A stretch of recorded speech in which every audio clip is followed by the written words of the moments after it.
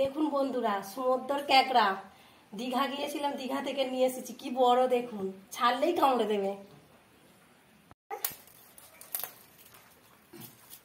এই ডানাটা দেখাবে সাহায্য করে,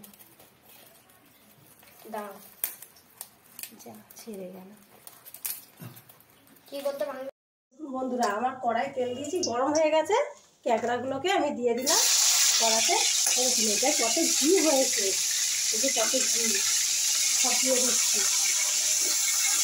ঘিটা আমি পরে দেবো। আমার ভাজা হয়ে গেছে, আমি এবার তুলে নিচ্ছি। ঘিটা পরে ভাজবো। এবার দানাগুলো আমি দিয়ে দেবো। দেখুন দানাগুলো কি বড় বড়। এবার আমি একটু ভেজে নিচ্ছি। দানাগুলো সব ভাজা হয়ে গেছে, ক্যাকড়ার দানা তুলে নিচ্ছি আমি। কত সুন্দর ভাজা হয়ে গেছে, গরম তো ধরে রাখতে পারছি না। ঘিটা কড়াতে দিয়ে দিচ্ছি, মশলার সঙ্গে কষে নেবো, ভালো লাগবে খেতে। আপনারা চাইলে শুধু ভেজে খেতে পারেন। এবার আদা রসুনের পেস্টটা আমি এতে পেঁয়াজ আদা রসুন সব পেস্ট করেছি, আমি পরিমাণ মতন দিয়ে দিলাম।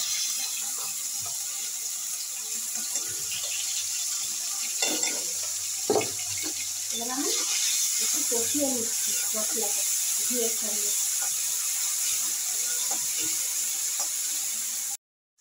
আমি হলুদ লঙ্কা গুঁড়োটা দিয়ে দিয়েছি, একটু ঝাল দিয়েছি, লঙ্কা গুঁড়োটা বেশি দিয়েছি, আর একটু গরম মশলা পরিমাণ মতন আমি দিলাম।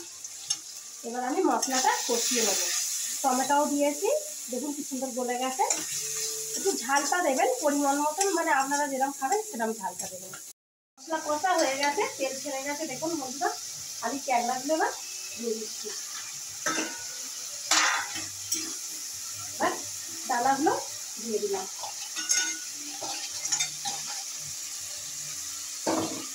এবার আমি নামিয়ে নিচ্ছি, একটু মশলাটা ওর সঙ্গে মাখিয়ে নিই।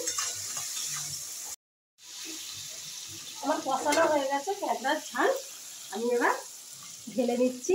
দেখুন কত সুন্দর হয়েছে।